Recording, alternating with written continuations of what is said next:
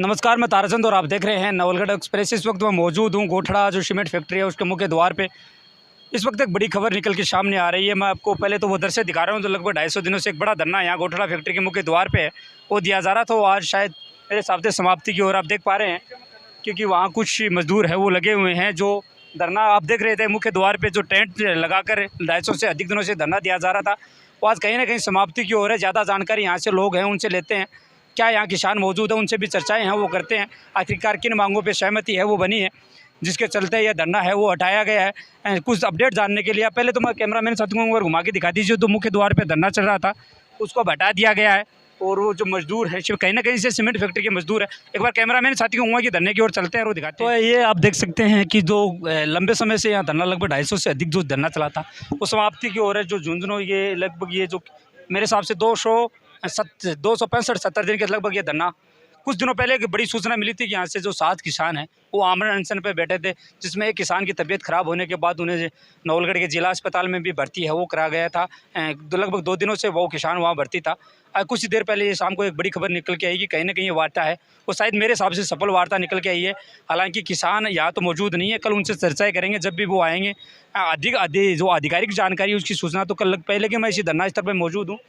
कुछ दिनों पे जो बड़ा धरना कि कायम हुआ था, लगभग 250 से अधिक जो धरना चल रहा था वो तख्ते जो आप देख सकते हैं कि जहाँ किसान बैठे थे उनको भी है कहीं ना कहीं ट्रॉली में वो डाला जा रहा है और यहाँ तमाम लोग यहाँ मौजूद हैं। आधिकारिक पुष्टि तो हम कल कर पाएंगे आखिरकार किन किन मांगों पर वो सहमति बनी है। लगभग 6-7 मांग किसानों की थी, किन किन मांगों पर सहमति बनी है। एक तो बड़ा मुआवजे की बात थी, कहीं ना कहीं एक रोज़गार की भी बात थी।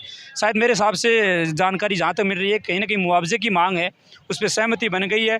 दूसरी अगर इसको राजनीति से जोड़कर देखा जाए तो नवलगढ़ की राजनीति में इस बार सीमेंट फैक्ट्री का मुद्दा है वो बड़ी ज़ोरों शोरों से निकल के सामने आ रहा था।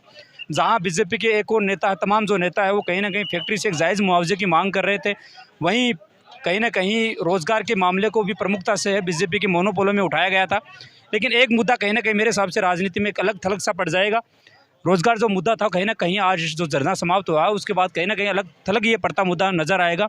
क्या आने वाले समय में, क्योंकि काफ़ी विधानसभा के चुनाव नज़दीक हैं, कहीं ना कहीं ये मुद्दा जो निकल के आ रहा था क्या वो मुद्दा समाप्त हो जाएगा, इस पर चर्चाएँ भी लगातार बनती रहेंगी। आधिकारिक जानकारी जो प्रताप जी हैं उनके माध्यम से शायद हमें कल मिल पाएगी। एक बड़ी प्रेस वार्ता का आयोजन है वो किसानों के द्वारा किया जा रहा है। किन किन मांगों पे सहमति बनी, आखिरकार उनके किस प्रकार के कितनी क्या सफल वार्ताएं रही, किन किन मांगों पे सहमति बनती है।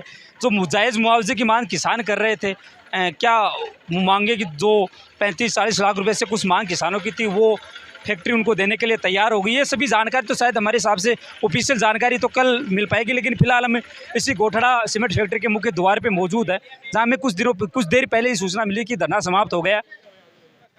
यह देख सकते हैं कि फैक्ट्री के लोग भी है वो पहुंचने लग गए हैं और तो कहीं ना कहीं वो जो टेंट लगा हुआ था, एक टाइट सा टेंट था, उसको हटा दिया गया है। आप देख रहे थे नवलगढ़ एक्सप्रेस के फेसबुक और यूट्यूब चैनल के माध्यम से। अगर वीडियो अच्छा लगे तो शेयर कीजिए। आखिरकार इस मामले में आप क्या सोचते हैं, जो किसानों की मांग एक मुद्दा था बड़ा, कहीं वो समाप्त हो गया या नहीं हुआ, इस वक्त ये अधिकारी पुष्टि वो कल हम कर पाएंगे।